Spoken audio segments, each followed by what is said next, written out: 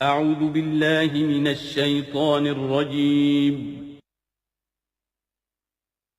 بسم الله الرحمن الرحيم.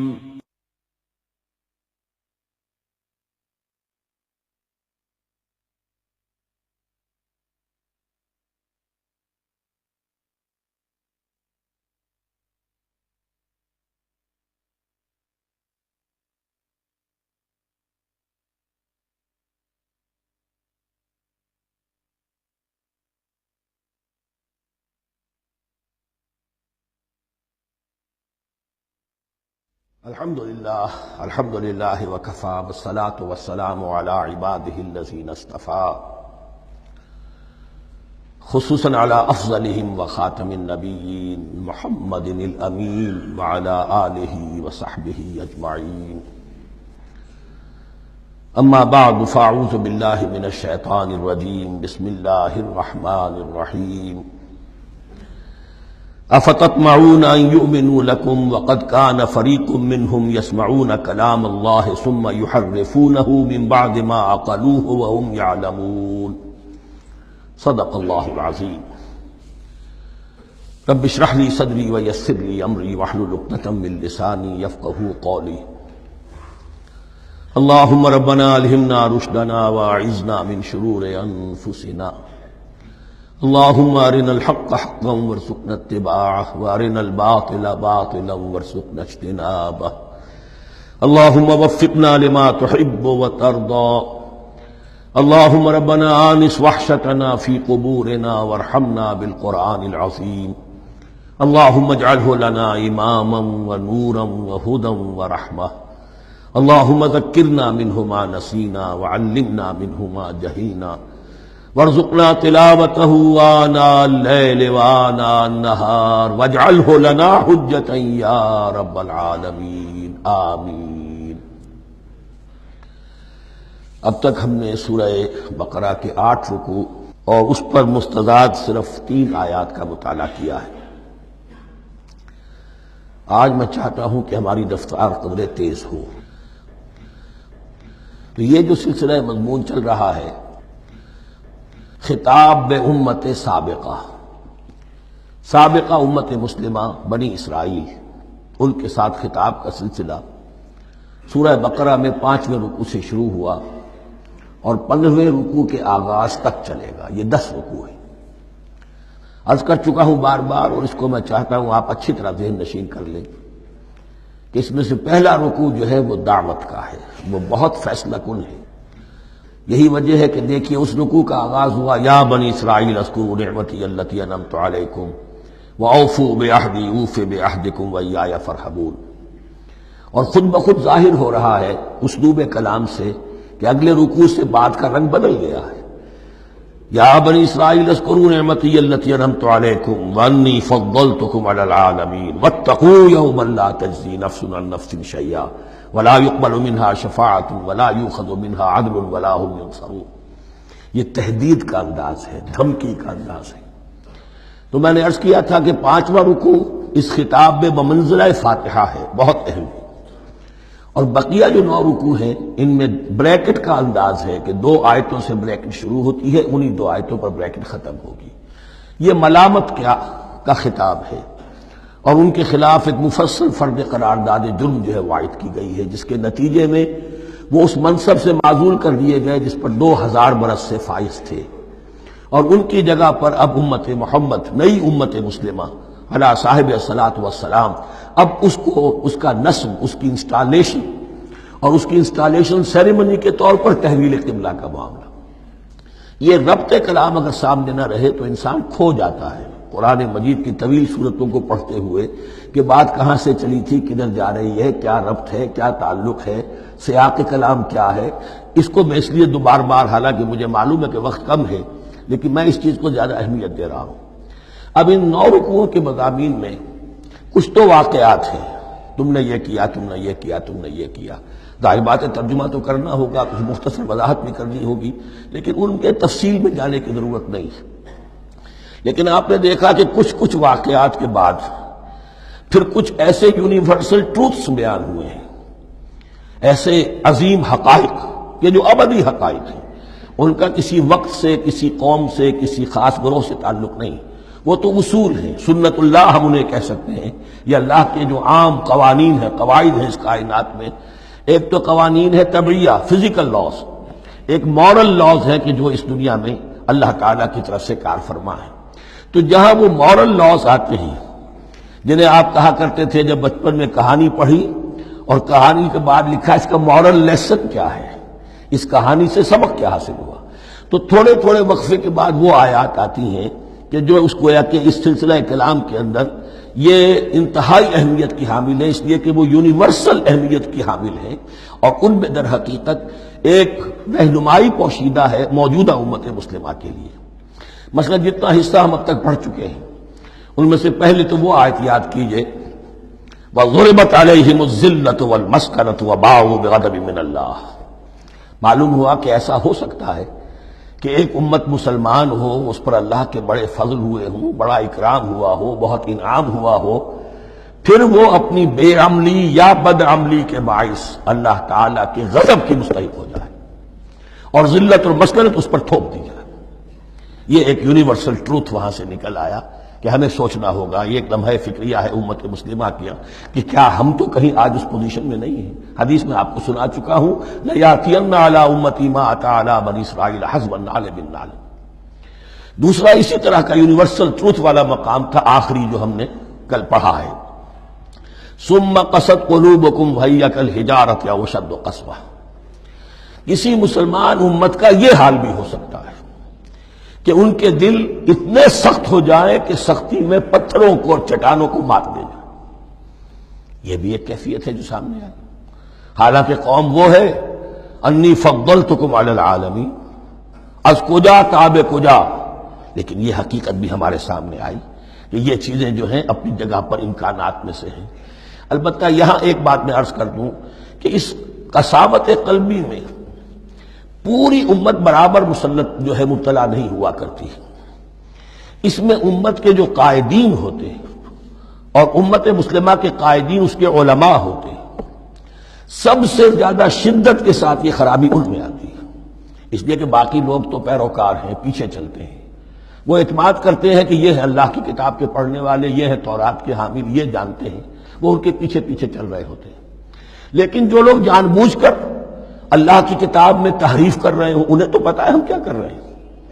جو لوگ جان بوجھ کر حق کو پہچان کر اس کا انکار کر رہے ہیں، انہیں تو پتا ہے کہ ہم کیا کر رہے ہیں۔ در حقیقت یہ سزا ان پر آتی ہے۔ یہ بات اب ان آیات میں جو آج ہم پڑھنے چلے ہیں بہت زیادہ واضح ہو جائے گی انشاءاللہ۔ فرمایا افتطمعون ان یؤمنوا لکم، تو اے مسلمانوں کیا تم یہ توقع رکھتے ہو کہ یہ ایمان لے آئیں گے تم پر، تمہاری بات مان لیں گے؟ ظاہر بات ہے مسلمانوں کو توقع تھی کہ مشرکین مکہ تو بہت دور تھے دین سے، توحید سے دور، رسالت کا کوئی تصور ہی نہیں، کتاب کو ان کے پاس تھی ہی نہیں۔ یہ تو یہود ہیں اور ان کے پاس تو کتاب رہی ہے، یہ موسیٰ کے ماننے والے ہیں، یہ توحید کے علم بردار ہیں، یہ آخرت کا بھی اقرار کرتے ہیں، تو ان کو جھٹپٹ مان لینا چاہیے۔ تو جو مسلمانوں کے دل میں، عام مسلمانوں کے دل میں جو حسن ظن تھا، اب در حقیقت یہ اس کو ایڈریس کیا جا رہا ہے، افتطمعون ان یؤمنوا لکم، تمہیں بڑی طمع ہے، کوشش ہے، تمہاری خواہش ہے، آرزو ہے، تمنا ہے، توقع ہے کہ یہ بات مان لے گے تمہاری۔ وَقَدْ كَانَ فَرِيقٌ مِّنْهُمْ يَسْمَعُونَ كَلَامَ اللَّهِ ثُمَّ يُحَرِّفُونَهُ مِن بَعْدِ مَا عَقَلُوهُ وَهُمْ يَعْلَمُونَ، جبکہ حال یہ ہے کہ ان میں سے ایک جماعت، ایک گروہ وہ بھی ہے کہ جو اللہ کے کلام کو سن کر پھر اس میں تحریف کرتا رہا ہے، اس کے بعد کہ اس کو سمجھ لیتا تھا اور اچھے جان بوجھ کر تحریف کرتا تھا۔ اب ظاہر بات وہ گروہ کون ہوں گے؟ علماء ہی تو ہیں نا۔ عام آدمی تو تحریف نہیں کر سکتا تھا، تحریف کرنے والے تو علماء تھے۔ افتؤمنون ان یؤمنوا لکم وقد کان فریق منهم یسمعون کلام اللہ ثم یحرفونہ من بعد ما عقلوہ وهم یعلمون واذا لقوا الذین آمنوا قالوا آمنا۔ اب دیکھیے ایک بات بڑی عجیب سامنے آئے گی کہ جس طرح منافقین مسلمانوں میں تھے ایسے ہی منافقین یہود میں بھی تھے۔ یہود میں سے کچھ لوگ ایسے تھے کہ جن پر حق جب منکشف ہو گیا اور کچھ ان کی صالح فطرت بھی تھی، اب وہ آنا چاہتے تھے اسلام کی طرف، لیکن اپنے خاندان کو، گھر والوں کو، اپنے کاروبار کو، اپنے قبیلے کو چھوڑنا بھی ممکن نہیں تھا، اور قبیلوں کی سرداری جو ہے وہ ان کے علماء یہود کے پاس ہے۔ تو دل ان کے کچھ صاف ساتھ آ چکے تھے اہل ایمان کے، اور جب وہ اہل ایمان سے ملتے تھے تو کبھی کبھی باتیں بھی بتاتے، ہاں یہ بات جو محمد کہہ رہے یہ تورات میں لکھی ہوئی تھی، واقعی یہ بات یوں ہی تھی۔ اب اس کے بعد جب وہ جاتے تھے اپنے شیاطین کے پاس، وہی شیاطین ان کے علماء، ان کے بڑے سرکردہ لوگ، تو وہ جا کر انہیں ڈانٹ ڈپٹ کرتے تھے، بے وقوفو یہ کیا کر رہے ہو تم، یہ بات بتا رہے ہو انہیں تاکہ اللہ کے ہاں جا کر وہ تم پر حجت قائم کرے کہ انہیں پتا تھا اور پھر بھی انہوں نے نہیں مانا۔ اب یہ ان کا آپس کا مکالمہ ہو رہا ہے۔ وَإِذَا لَقُوا الَّذِينَ آمَنُوا قَالُوا آمَنَّا، اور ان میں سے کچھ لوگ ہیں کہ جب ملتے ہیں اہل ایمان سے تو وہ کہتے ہیں ہم ایمان لے آئے۔ وَإِذَا خَلَا بَعْضُهُمْ إِلَىٰ بَعْضٍ، اور جب وہ خلوت میں ہوتے ہیں ایک دوسرے کے ساتھ، قالوا وہ کہتے ہیں اتحدثونہم، کیا تم بتا رہے ہو ان کو، بما فتح اللہ علیکم، وہ باتیں جو اللہ نے کھولی ہیں تم پر، لیحاجوکم بہ عند ربکم، کہ وہ تم پر حجت قائم کریں تمہارے رب کے پاس، کہ اللہ اس نے مانا تھا کہ ہاں تورات میں یہ ہے، تو تم ذرا عقل سے کام لو، اور یہ حقیقتیں جو تورات کے ذریعے سے ہمیں معلوم ہے مسلمانوں کو مت بتاؤ۔ اس پر اللہ کا تبصرہ کیا ہے، افلا تعقلون، یہ تو ابھی انہی کا قول ختم ہوا کہ کیا تم عقل نہیں ہے کہ تم ایسا بے وقوفی کا کام کر رہے ہو۔ اولا یعلمون، یہ تبصرہ اللہ کا، تو کیا یہ لوگ نہیں جانتے، ان اللہ یعلم ما یسرون وما یعلنون، کہ اللہ تو جانتا ہے وہ سب کچھ بھی جو وہ چھپاتے ہیں اور وہ سب کچھ بھی جسے وہ ظاہر کرتے ہیں۔ تو چاہے یہ باتیں مسلمانوں کو بتاؤ نہ بتاؤ، اللہ کی طرف سے تو محاسبہ ہو ہی جانا ہے، لہذا یہ بھی ان کی ناسمجھی کی دلیل ہے۔ اب آ رہی ہے وہ اصل اہم بات جو میں نے آج ابتدا میں بیان کر دی تھی، وَمِنْهُمْ أُمِّيُّونَ، ان میں سے بھی ایک طبقہ تو ہے ان پڑھ لوگوں کا۔ اب دیکھیے امی اصل میں تو ایک طرح سے کہنا چاہیے کہ مشرکین عرب کے لیے لفظ ہے قرآن مجید میں، کیوں؟ ان کے اندر پڑھنے لکھنے کا رواج بھی نہیں تھا، کوئی آسمانی کتاب بھی ان کے پاس نہیں تھی۔ لیکن اب یہود کے بارے میں کہا جا رہا ہے، جیسے آج مسلمان ہیں کہ اکثر و بیشتر مسلمان تو جاہل ہیں، چاہے پی ایچ ڈی کیا ہوا، پی ایچ ڈی تو فزکس میں کیا ہوا ہے، قرآن کی الف بیتیں نہیں آتی، دین کے جو ہیں مبادی تک سے ناواقف ہیں، بہت پڑھے لکھے، اس کو ہمارے بعد لوگ کہتے ہیں پڑھے لکھے جاہل۔ آج کی عظیم اکثریت مسلمانوں کے پڑھے لکھے مسلمانوں کی وہ پڑھے لکھے جاہلوں پر مشتمل ہے، اس میں شامل کر لیجئے ہماری اکثریت جو ہے ہی بغیر پڑھی لکھی۔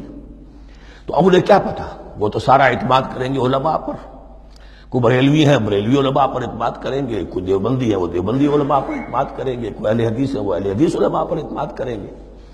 منہم امیون، اب امیون کا سہارا کیا ہوتا ہے، منہم امیون لا یعلمون الکتاب الا امانیہ، وہ کتاب سے تو واقف نہیں ہوتے، اپنی کچھ خواہشات ہیں کہ جن کو جانتے ہیں۔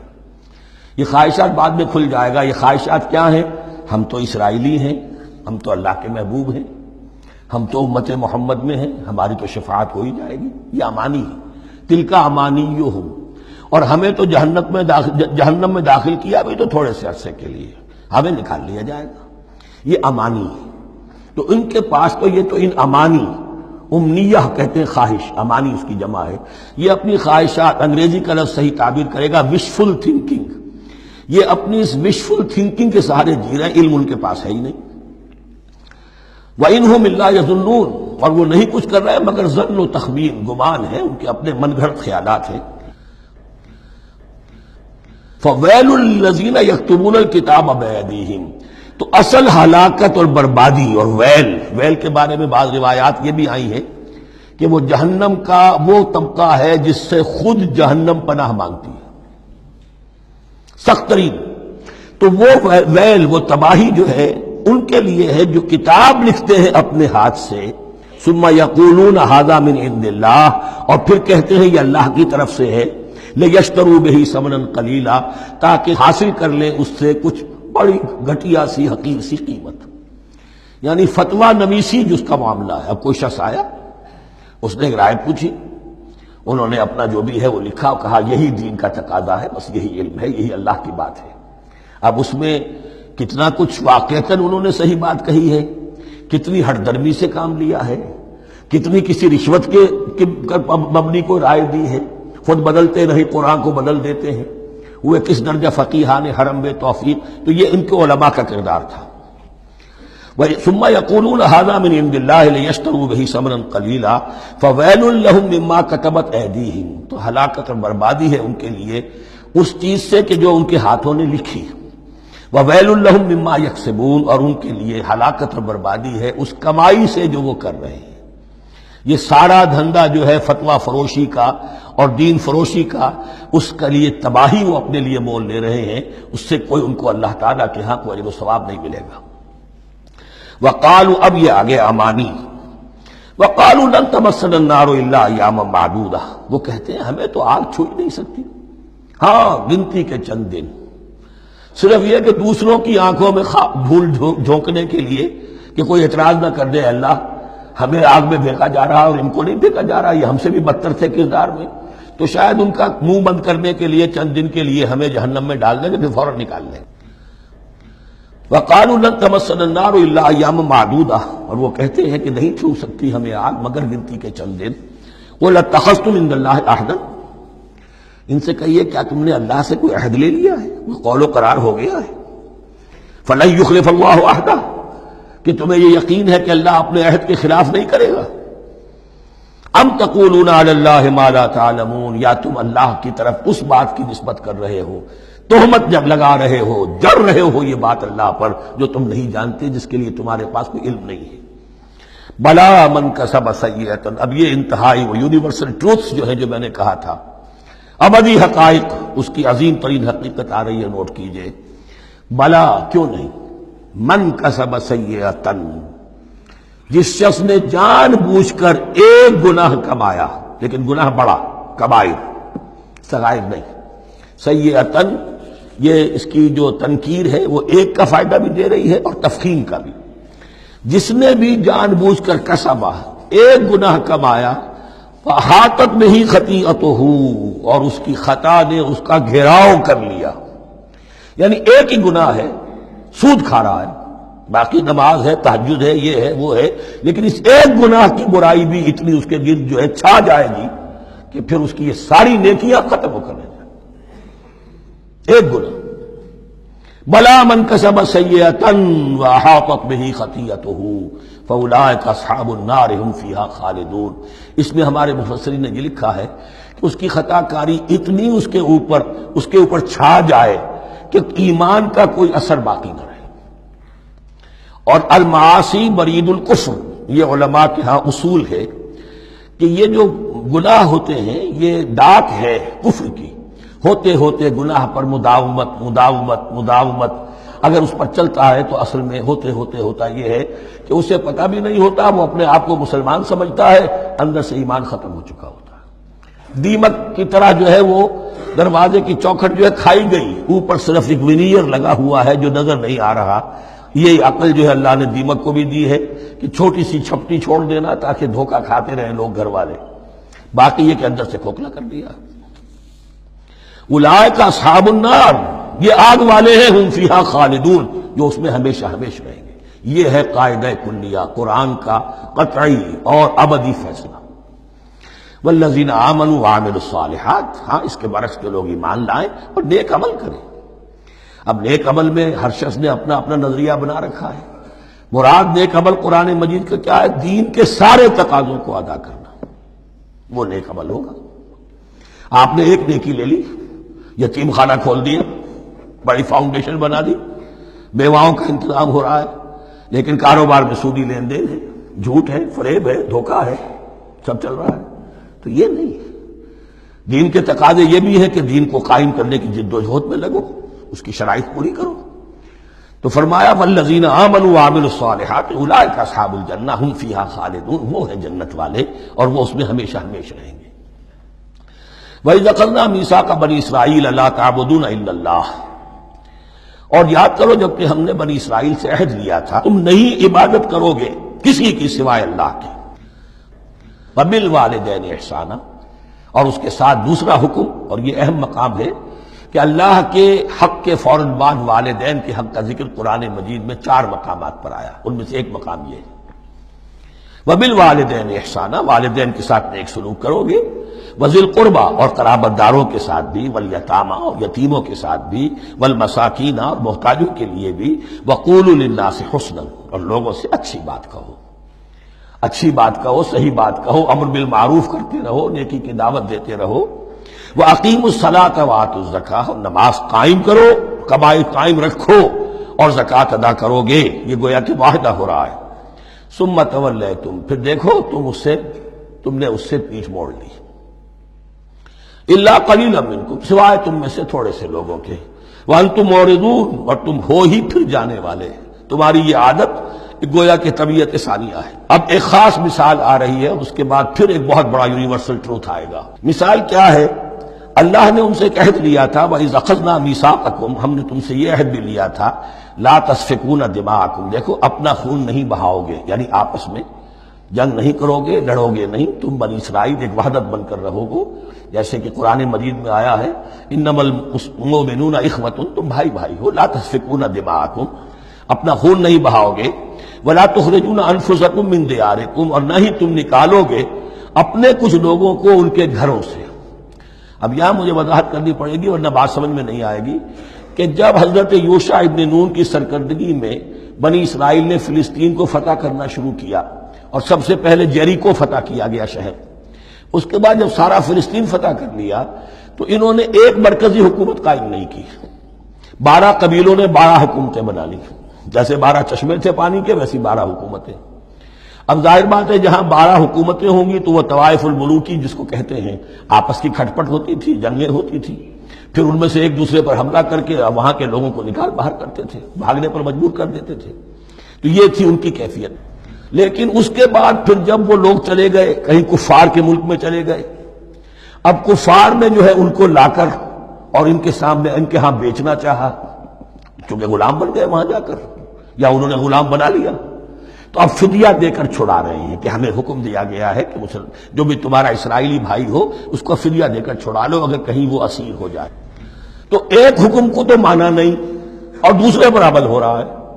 حکم تو یہ تھا کہ آپس میں خون ریزی کرو ہی نہیں، وہ اس حکم کو تو توڑ دیا، لیکن بڑے متقیانہ انداز میں اب جو اس وقت اس کی وجہ سے جو غلام بن گئے یا اسیر ہو گئے اب ان کو چھڑوا رہے ہیں کہ اللہ کا حکم ہے، شریعت کا حکم ہے۔ یہ ہے وہ تضاد جو مسلمان امتوں کے اندر ہو جاتا ہے، اس پر آئے گا وہ یونیورسل ٹروتھ۔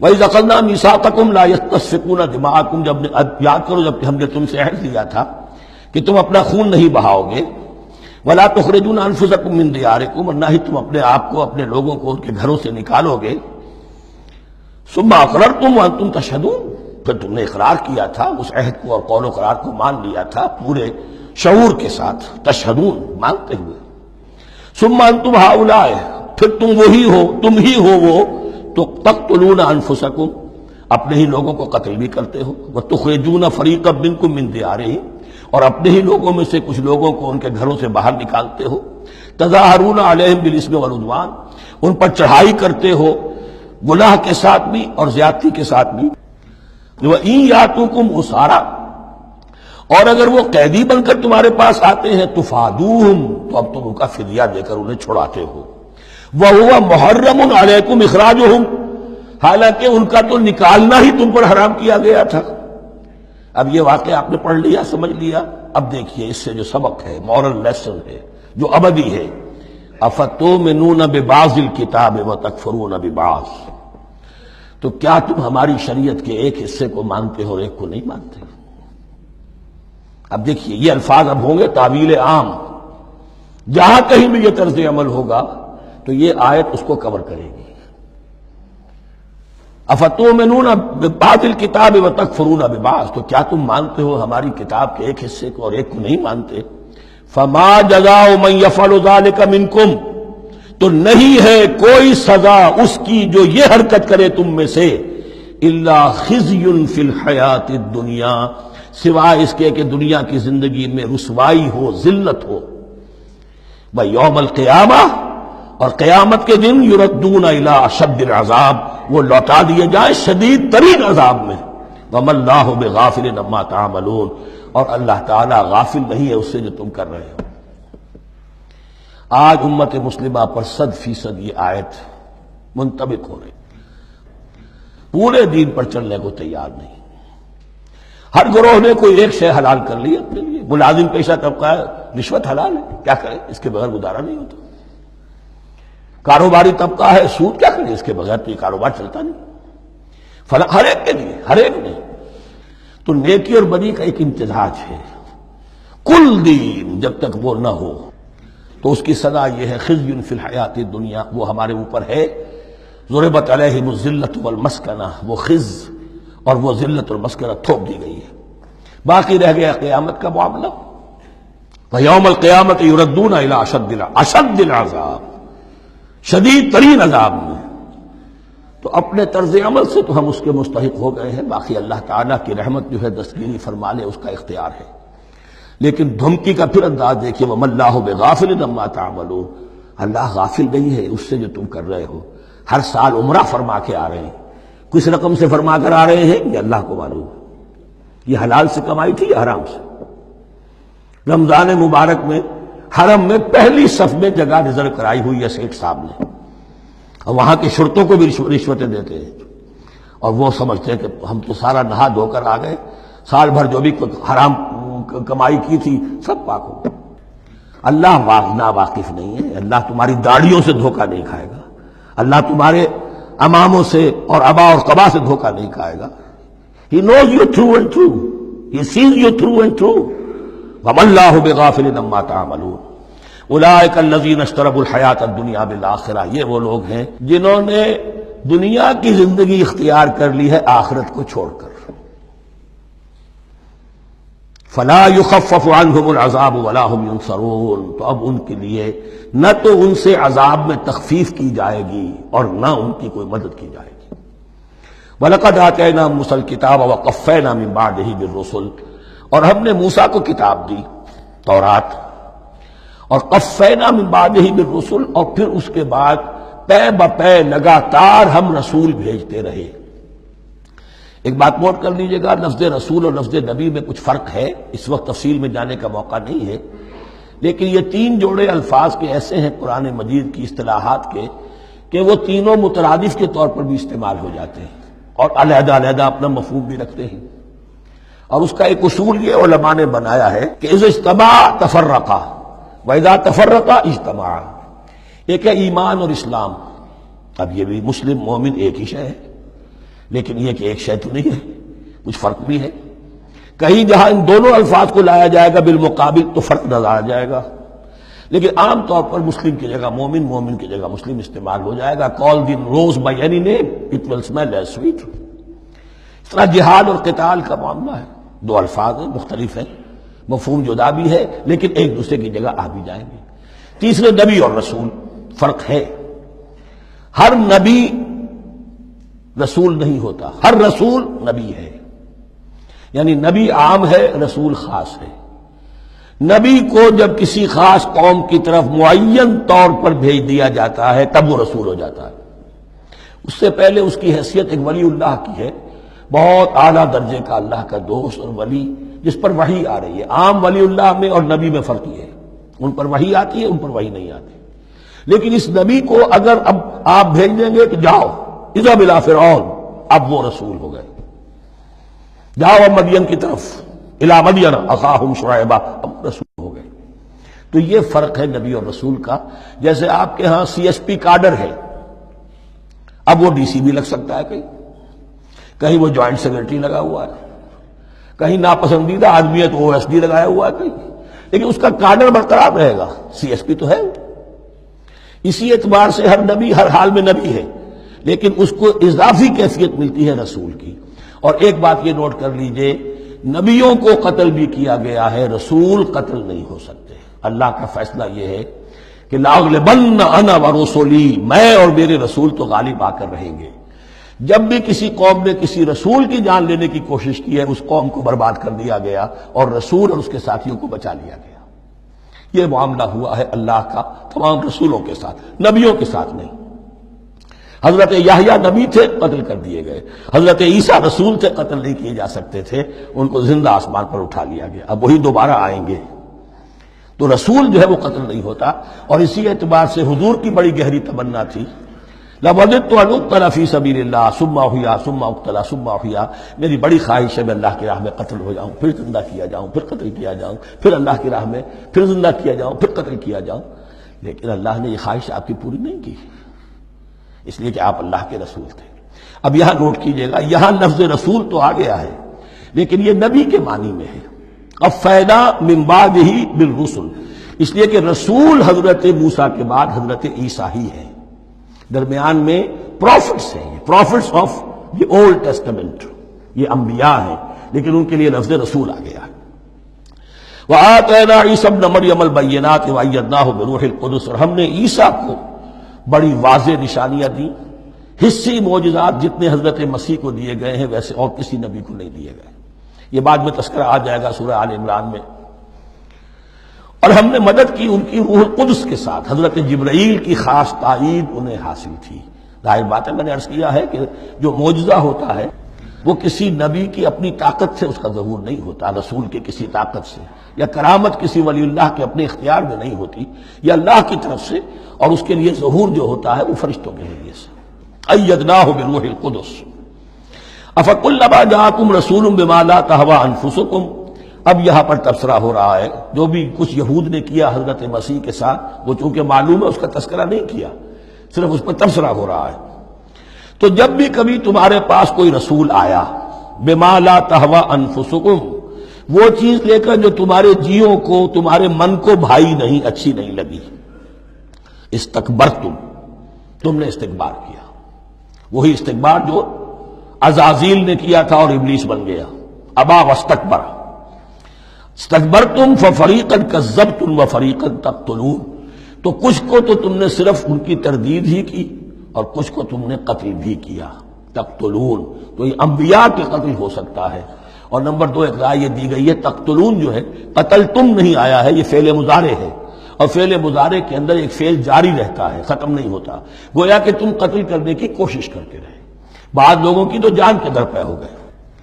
وقالوا قلوبنا غلف، اور انہوں نے کہا ہے کہ ہمارے دل تو غلافوں کے اندر بند ہیں. یہ اس کو ملائیے پہلی آیت جو آج ہم نے پڑھی ہے، افتطمعون ان یؤمنوا لکم، تو اے مسلمانوں کیا تم یہ توقع رکھتے ہو اور چاہتے ہو کہ یہ تمہاری بات مان لیں گے؟ ان کی اس خواہش کے جواب میں جو وہ کہتے تھے وہ یہ قول ہے، وقالوا قلوبنا غلف، ہمارے دل خلافوں میں ہیں، میاں تمہاری بات ہم پر اثر نہیں کر سکتی، جاؤ کسی اور سے بات کرو. آج بھی آپ کو یہ الفاظ سننے کو مل جائیں گے، قلوبنا غلف، ہمارے دل تو غلافوں میں ہیں، بڑے مضبوط ہیں، مستحکم ہیں، تمہاری بات اس میں گھر کر ہی نہیں سکتی. بل لعنہم اللہ بکفرہم، یہ ہے تبصرہ. جس کو یہ کہہ رہے ہیں کہ ہمارے دل محفوظ ہیں اور غلافوں میں ہیں، حقیقت میں تو ان پر لعنت ہو چکی ہے اللہ کی طرف سے ان کے کفر کی وجہ سے. فقلیلا ما یؤمنون، تو واقعتاً اب کم ہی ہوں گے ان میں سے جو ایمان لائیں گے. وَلَمَّا جَاءَهُمْ كِتَابٌ مِّنْ اللَّهِ مُصَدِّقٌ لِّمَا مَعَهُمْ، اب یہاں پر ذکر ہو رہا ہے خود حضور صلی اللہ علیہ وسلم کا. اور جب آ گئی ان کے پاس کتاب اللہ کے پاس سے، یعنی یہ قرآن، مصدق لما معہم، جو اس کی تصدیق کرتے ہوئے آیا جو ان کے پاس ہے. میں اس کی وضاحت کر چکا ہوں.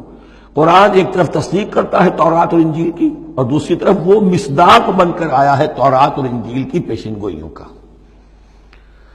وَكَانُوا مِن قَبْلُ يَسْتَفْتِحُونَ عَلَى الَّذِينَ كَفَرُوا، اور ان کا حال یہ تھا کہ وہ آخری کتاب اور آخری نبی کے حوالے اور واسطے سے اللہ تعالیٰ سے فتح کی دعائیں کیا کرتے تھے کافروں کے خلاف.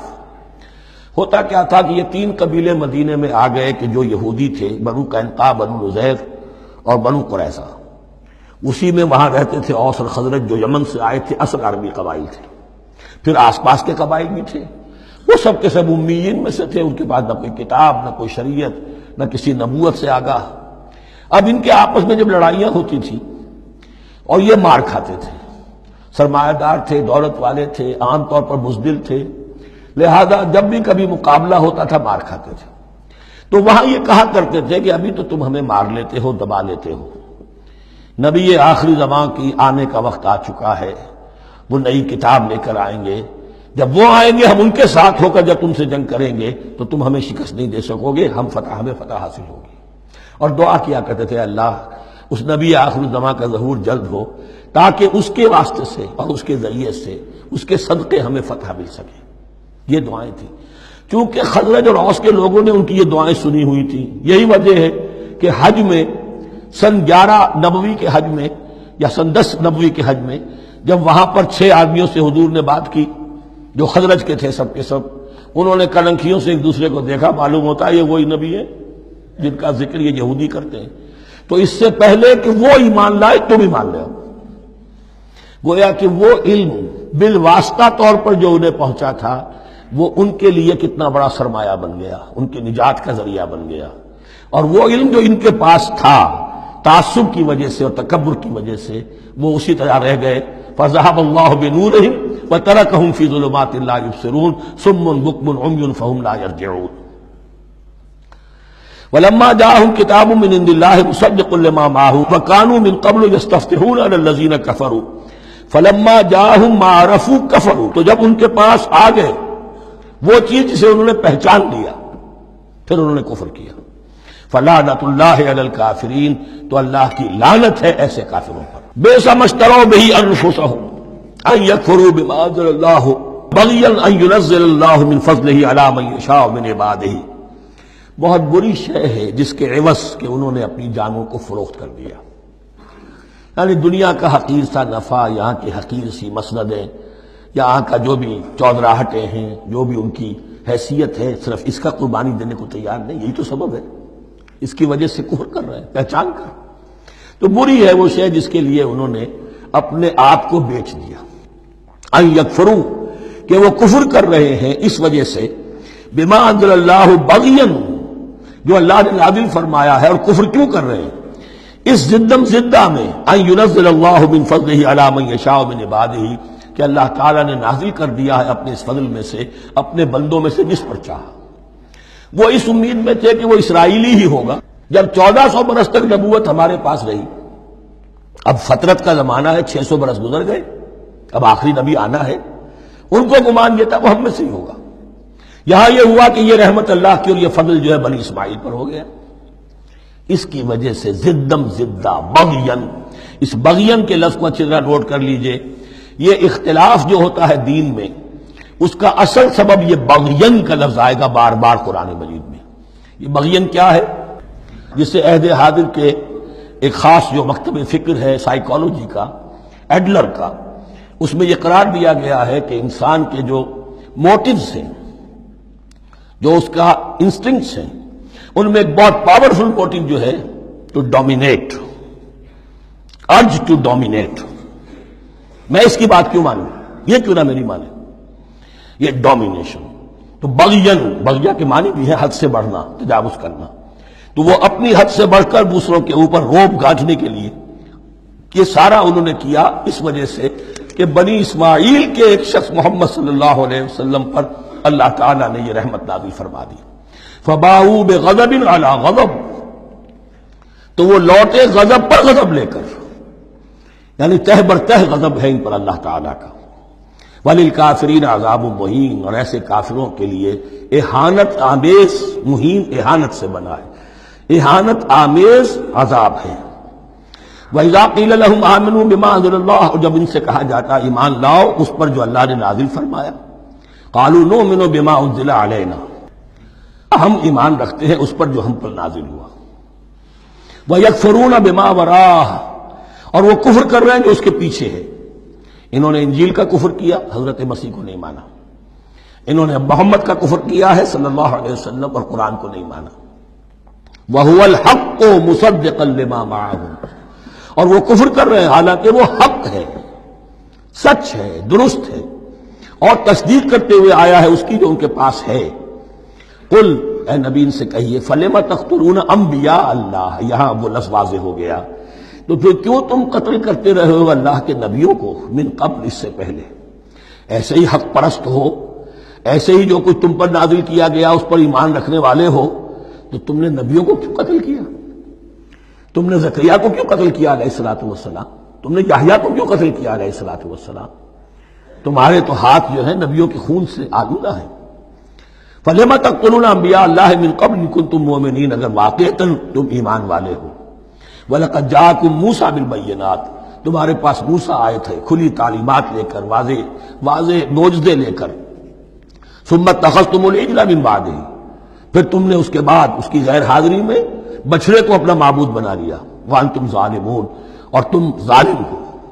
وَإِذْ أَخَذْنَا مِيثَاقَكُمْ وَرَفَعْنَا فَوْقَكُمُ الطُّورَ، یاد کرو جب کہ ہم نے تم سے عہد لیا تھا اور تمہارے اوپر کوہ طور کو معلق کر دیا تھا. خُذُوا مَا آتَيْنَاكُمْ بِقُوَّةٍ، پکڑو اس کو مضبوطی کے ساتھ جو ہم نے تمہیں دیا ہے. وَاسْمَعُوا، اور سنو. قَالُوا سَمِعْنَا وَعَصَيْنَا، انہوں نے کہا ہم نے سنا اور نافرمانی کی. یہ ان کی ایک اور بیماری تھی، الفاظ کو ذرا سا چکر دے کر ایسے پڑھنا کہ مفہوم جو ہے بالکل بدل جائے. کوئی اعتراض کہے تو کہے گا کوئی شخص کہ اپنے کانوں کا جا کے میل نکلوائیے، میں نے تو اطعنا کہا تھا، آپ کو عصینا سننے میں آ گیا. لیکن وہ اپنے لوگ جو ہوتے تھے ان کے منافقوں کے، اور آپس میں جو ہوتے تھے وہی منافق اس وقت حضرت موسیٰ کے ساتھ کردار تو ایک ہی رہا ہے ہمیشہ سے. اس کردار کے لوگ جو ہے یہ حرکتیں کرتے تھے اور پھر ان سے سرزنش کی جاتی کہ بھائی ہم نے تو کہا تھا سمعنا واطعنا، آپ کے اپنی سماعت میں کوئی خلل ہوگا. قالوا سمعنا وعصینا، ہم نے سنا اور ہم نے رد کیا، نافرمانی کی. وَأُشْرِبُوا فِي قُلُوبِهِمُ الْعِجْلَ بِكُفْرِهِمْ، اور ان کے اس کفر کی پاداش میں یا کفران نعمت کی سزا کے طور پر ان کے دلوں میں بچھڑے کی محبت اور تقدس جو ہے وہ پلا دیا گیا. قُلْ بِئْسَ مَا يَأْمُرُكُمْ بِهِ إِيمَانُكُمْ إِن كُنتُم مُّؤْمِنِينَ، کہیے ان سے بری ہیں یہ باتیں، برا ہے وہ جس کا کہ حکم دے رہا ہے تمہیں تمہارا ایمان کے ساتھ یہ حرکتیں. ان کنتم مومنین، اگر تم مومن ہو تو کیا ایمان کے ساتھ یہ حرکتیں ممکن ہوتی؟ قل ان كانت لكم الدار الآخرة عند الله خالصة من دون الناس فتمنوا الموت ان كنتم صادقین. پھر یہ ایک یونیورسل ٹروتھ آ رہا ہے بہت اہم، اس کو کرتے ہوئے خود انٹروسپیکشن کی ضرورت ہے پڑھتے ہوئے. کیونکہ ان کا یہ خیال تھا نحن ابناء اللہ واحباؤہ، ہم تو اللہ کے بڑے چہیتے ہیں، بڑے لاڈلے ہیں، اولیاء ہیں، ہم پسندیدہ لوگ ہیں. We are the chosen people of the lord, یہ ان کا کہنا جو ہے یہ تو ان کی بڑی کھلی بات ہے.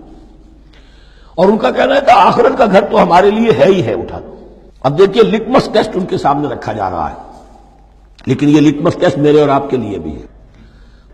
قل ان كانت لكم الدار الآخرة عند الله خالصة من دون الناس، اے نبی ان سے کہیے کہ اگر تمہارے لیے آخرت کا گھر اللہ کے پاس خالص کر لیا گیا ہے دوسرے لوگوں کو چھوڑ کر، یعنی تمہاری ریزرویشن ہو چکی ہے وہاں، تمہارے لیے تو جنت ہی جنت ہے. فتمنوا الموت ان کنتم صادقین، تو اگر تم سچے ہو تو تمہیں موت کی تمنا کرنی چاہیے، موت کی تمنا کرو. اگر اتنا ہی یقین ہے جنت میں داخل ہونے کا تو دنیا میں رہنا تم پر گراں ہونا چاہیے. یہاں کی تو بہت سی کلفتیں ہیں، بہت سی محنتیں ہیں، مشقتیں ہیں، کتنی کتنی کوفت اٹھانی پڑ جاتی ہے. یقین اگر ہو کہ آخرت ہے اور وہاں میرا مقام جنت میں ہے تو زندگی تو لائبلٹی معلوم ہونی چاہیے، ایسٹ معلوم نہیں ہونا چاہیے. پھر تو دنیا سجن نظر آنی چاہیے، جیسا کہ حدیث میں فرمایا گیا الدنیا سجن المومن و جنت الکافر، یعنی کم سے کم یہ کہ دنیا میں زیادہ رہنے کی آرزو تو نہ ہو، یہ کم سے کم ہے. آخرت پر ایمان، اور اگر اپنا معاملہ اللہ کے ساتھ خلوص پر ہے، دھوکے بازی پہ نہیں ہے. بل الانسان علی نفسہ بصیرہ، ہر انسان کو معلوم ہے میں کہاں کھڑا ہوں. آپ کا دل آپ کو بتا دے گا آپ اللہ کے ساتھ دھوکے بازی کر رہے ہیں یا آپ کا معاملہ اللہ کے ساتھ خلوص و اخلاص پر مبنی ہے. اگر یقین ہے کہ خلوص و اخلاص پر ہے تو پھر تو یہ ہے کہ زندگی ایسٹ نہیں لائبلٹی، اور دنیا باغ نہیں قید خانہ نظر آنا چاہیے. اور اس میں انسان رہتا ہے ایک مجبوراً اللہ نے بھیجا ہے رہنا ہے، جو اس کی طرف سے ذمہ داریاں عائد کی گئی ہیں وہ ادا کرنی ہے. لیکن یہاں رہنے کی خواہش یہ اگر ہے تو یا تو آخرت پر ایمان نہیں یا اپنا اللہ کے ساتھ معاملہ خلوص اور اخلاص پر مبنی نہیں. دس از دی لٹمس ٹیسٹ. فتمنوا الموت ان کنتم صادقین ولن یتمنوه ابدا، اور یہ ہرگز نہیں کریں گے تمنا اس کی موت کی. بما قدمت ایدیہم، بسبب ان کرتوتوں کے جو ان کے ہاتھوں نے آگے بھیجے ہوئے ہیں. ہر شخص کو معلوم ہے میں نے کیا کمائی کی ہے، کیا بھیجی ہے. واللہ علیم بالظالمین، اور اللہ ان ظالموں سے بخوبی واقف ہے. وَلَتَجِدَنَّهُمْ أَحْرَصَ النَّاسِ عَلَىٰ حَيَاةٍ، اور تم انہیں دیکھو گے اس دنیا کی زندگی پر تمام انسانوں سے بڑھ کر حریص ہیں. وَمِنَ الَّذِينَ أَشْرَكُوا، یہاں تک کہ مشرکوں سے زیادہ حریص ہیں. اور یہ بات صحیح ہے. اہل ایمان کے ساتھ مقابلہ مشرکین نے کیا، کھل کر میدان میں آ کر کیا، ڈٹ کر کیا، اپنی جانیں اپنے باطل معبودوں کے لیے قربان کی. یہودی نہیں لڑ سکے، من ورائے جدر، فصیلوں کے پیچھے سے اور ادھر سے، لیکن سامنے آ کر مقابلہ نہیں کر سکے، اس لیے کہ انہیں جانیں بہت عزیز تھی. وَلَتَجِدَنَّهُمْ أَحْرَصَ النَّاسِ عَلَىٰ حَيَاةٍ وَمِنَ الَّذِينَ أَشْرَكُوا، حتیٰ یہ کہ مشرکین سے بھی زیادہ یہ دنیا کی زندگی کے حریص ہیں. یود احدہم لو یعمر الف سنہ، ان میں سے ہر ایک کی یہ خواہش ہے کہ کسی طرح اس کی عمر 1000 برس ہو جائے. وما هو بمزحزحه من العذاب ان يعمر، اور اگر ان کو معمر کر بھی دیا جائے، طویل زندگی دے بھی دی جائے، تو عذاب سے تو چھٹکارا نہیں ملے گا. آخرت تو بالآخر تو آنی ہے. واللہ بصیر بما یعملون، اور اللہ دیکھ رہا ہے جو کچھ کہ وہ کر رہے ہیں. قل من كان عدوا لجبريل فإنه نزله على قلبك، اب جیسا کہ میں نے عرض کیا کہ ان کا خیال یہ تھا کہ آخری نبوت کا وقت تو قریب ہے، ہوگا وہ کوئی اسرائیلی ہوگا ہم میں سے. معاملہ ہو گیا تلپٹ، اللہ نے ان کی آزمائش اتنی بڑی کر لی کہ جنہیں حقیر سمجھتے تھے، بڑی امیین ہیں، ان پڑھ ہیں، نہ ان کے پاس کتاب، نہ کوئی شریعت، نہ کوئی قانون، نہ کوئی ضابطہ، کچھ بھی نہیں. اللہ نے ان میں سے ایک آدمی کو، ایک شخص کو چن لیا. لہذا ان کے لیے اب ان کے اندر دشمنی پیدا ہوئی. کس سے؟ گالیاں دینے لگے حضرت جبرائیل کو، اس نے دشمنی کی ہمارے ساتھ. آ تو رہا تھا پیغام ہم میں سے کسی کے لیے، لے گیا ادھر. اور یہ بات آپ کو شاید بڑی عجیب لگے، لیکن یہ کہ شیخ احمد سرہندی رحمۃ اللہ علیہ نے اپنے مکاتیب میں یہ لکھا ہے کہ اہل تشیع کا ایک فرقہ ایسا بھی رہا ہے، میں نہیں جانتا کہ آج بھی ہے یا نہیں ہے، جس کو غرابیہ کہتے تھے. غرابیہ، ان کا عقیدہ یہ تھا کہ حضرت محمد صلی اللہ علیہ وسلم اور حضرت علی رضی اللہ تعالی عنہ، ان کی ارواح بالکل ایک دوسرے کے ایسے مشابہ تھیں جیسے ایک کوا دوسرے کوے کے مشابہ ہوتا ہے. غراب کوے کو کہتے ہیں. تو جبریل دھوکہ کھا گئے. وہ وہی اللہ نے بھیجی تھی علی کے لیے، لے گئے محمد کے پاس صلی اللہ علیہ وسلم. تو یہ بات جو شیخ احمد سرہندی کی لکھی ہوئی غرابیہ فرقہ ان کا، اب مجھے یہ نہیں معلوم کہ اب بھی ہے یا نہیں ہے، لیکن یہ بات یہود کے ہاں جو ہے وہ موجود تھی. اور بات جان لیجئے، لَيَأْتِيَنَّ عَلَىٰ أُمَّتِي مَا أَتَىٰ عَلَىٰ بَنِي إِسْرَائِيلَ حَسْبَ النَّعْلِ بِالنَّعْلِ، اس کی حقیقت اور سے اور منکشف ہوتی چلی جائے گی. تو اب یہاں فرمایا قُلْ مَنْ كَانَ عَدُوًّا لِجِبْرِيلَ، اے نبی کہہ دیجئے جو کوئی بھی دشمن ہو گیا ہو جبرائیل کا، فَإِنَّهُ نَزَّلَهُ عَلَىٰ قَلْبِكَ بِإِذْنِ اللَّهِ، تو اس نے تو نازل کیا ہے اس قرآن کو آپ کے دل پر اللہ کے حکم سے.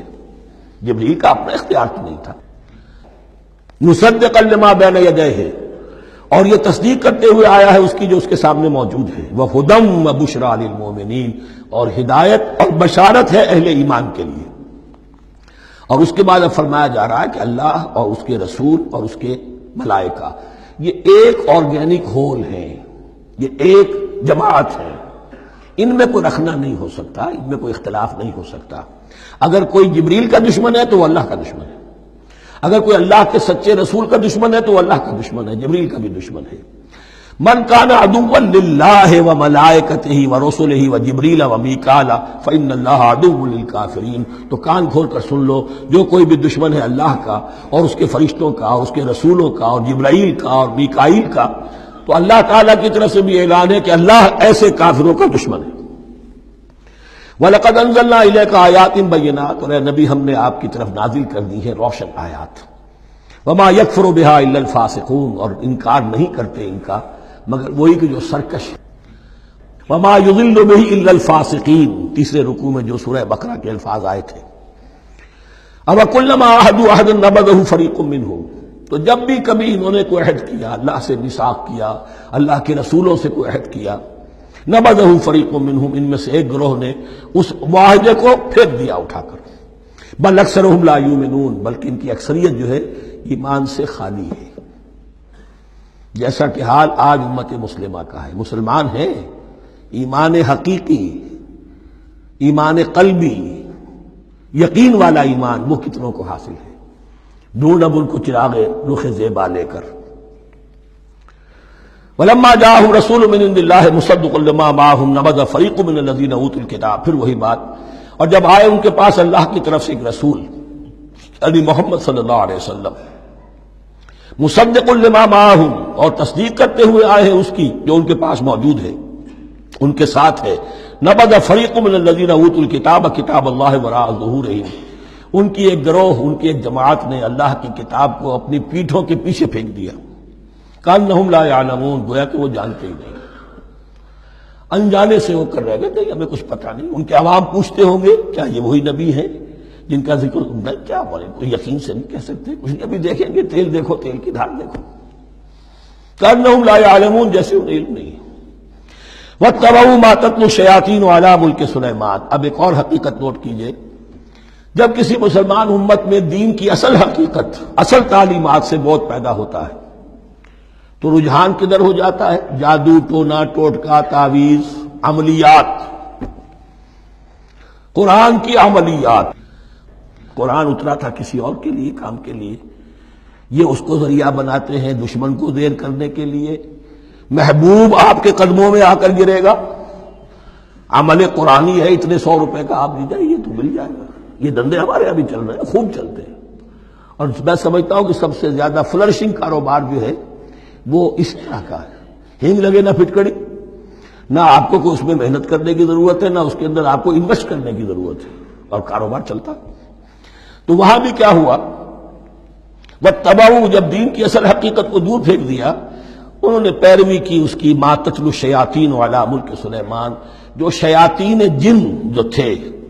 علی ملک سلیمان سے مراد ہے علی عہد ملک سلیمان، حضرت سلیمان کے زمانے میں، چونکہ اللہ تعالیٰ نے ان جنات کو حضرت سلیمان کے تابع کر دیا تھا، تو وہاں پر چونکہ ان کا اب جو ہے کوئی میل جول زیادہ تھا لوگوں کے ساتھ، تو وہ انہیں کچھ اس قسم کی چیزیں سکھاتے رہتے تھے، گویا کہ اندر سے تخریب کاری. وَاتَّبَعُوا مَا تَتْلُو الشَّيَاطِينُ عَلَىٰ مُلْكِ سُلَيْمَانَ وَمَا كَفَرَ سُلَيْمَانُ وَلَٰكِنَّ الشَّيَاطِينَ كَفَرُوا. اور سن لو، سلیمان نے کبھی کفر نہیں کیا، بلکہ یہ شیاطین تھے کہ جو کفر کرتے تھے. جادو کفر ہے،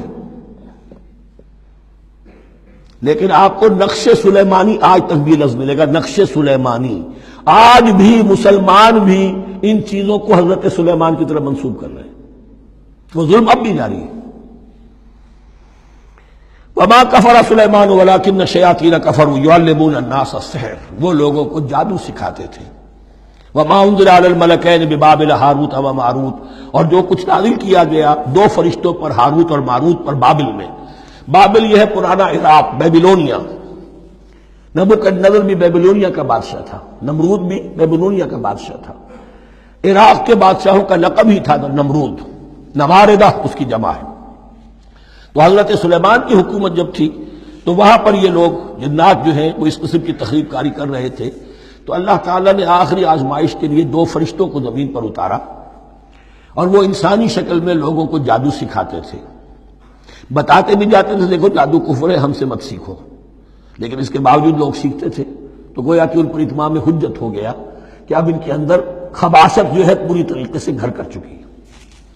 وما يعلمان من احد، اور وہ نہیں سکھاتے تھے کسی کو بھی، حتی یقولا انما نحن فتنۃ فلا تکفر، یہاں تک کہ وہ کہہ دیتے تھے کہ دیکھو ہم تمہاری آزمائش کے لیے بھیجے گئے ہیں، ہم فتنہ ہیں تو تم کفر مت کرو.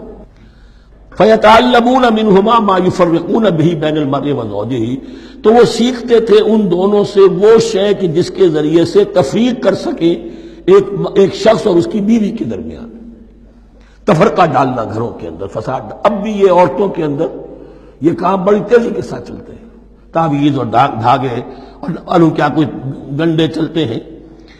وما هم بضارین بہ من احد، اور نہیں تھے وہ ضرر پہنچانے والے کسی کو کچھ بھی الا باذن اللہ. ایمان کا تقاضا یہ ہے کہ چاہے کوئی دوا ہو وہ بھی باذن رب کام کرے گی، ورنہ نہیں. کوئی اور اسباب طبیعیہ ہیں، ان کے بھی اثرات ظاہر ہوں گے اگر اللہ چاہے گا، اس کے بغیر کچھ نہیں ہو سکتا. جادو کا بھی اثر ہوگا تو اللہ کے اذن سے ہوگا. تو بندہ مومن کو ڈٹے رہنا چاہیے اور مقابلہ کرنا چاہیے۔ وما هم بضارین بہ من احد الا باذن اللہ ویتعلمون ما یضرهم ولا ينفعهم، اور وہ سیکھتے تھے ان سے وہ چیزیں جو ان کے لیے مضرت بخش تھی، ضرر پہنچانے والی، اور انہیں نفع نہیں پہنچاتی تھی۔ وَلَقَدْ عَلِمُوا لَمَنِ اشْتَرَاهُ مَا لَهُ فِي الْآخِرَةِ مِنْ خَلَاقٍ، حالانکہ یہ بات ان کے علم میں آ چکی تھی کہ جس نے بھی اس چیز کو حاصل کیا، جادو سیکھا، اس کا پھر آخرت میں کوئی حصہ نہیں ہے۔ وَلَبِئْسَ مَا شَرَوْا بِهِ أَنفُسَهُمْ، اور بری تھی وہ چیز جس کے لیے انہوں نے اپنے آپ کو فروخت کر دیا۔ لَوْ كَانُوا يَعْلَمُونَ، کاش کہ انہیں علم ہوتا۔ وَلَوْ أَنَّهُمْ آمَنُوا وَاتَّقَوْا، اور اگر وہ ایمان رکھتے اور تقوی کی روش اختیار کرتے، لَمَثُوبَةٌ مِّنْ عِندِ اللَّهِ خَيْرٌ، تو بدلہ پاتے اللہ کی طرف سے بہت ہی اچھا، بہت خیر۔ لَوْ كَانُوا يَعْلَمُونَ، کاش کہ ان کو معلوم ہوتا۔ یا ایھا الذین آمنوا لا تقولوا رأینا وقولوا انظرنا واسمعوا، اب ایک اور مثال ان کی، وہ تو تھے منافقین بنی اسرائیل جن کا ذکر ہوا، سمعنا وعصینا۔ اب یہاں یہ منافقین جو یہاں پر مسلمانوں میں شامل ہو گئے تھے، یہود کے زیر اثر لوگ، اور آ گئے ہیں مسلمانوں میں بھی۔ اب ان کا معاملہ کیا تھا؟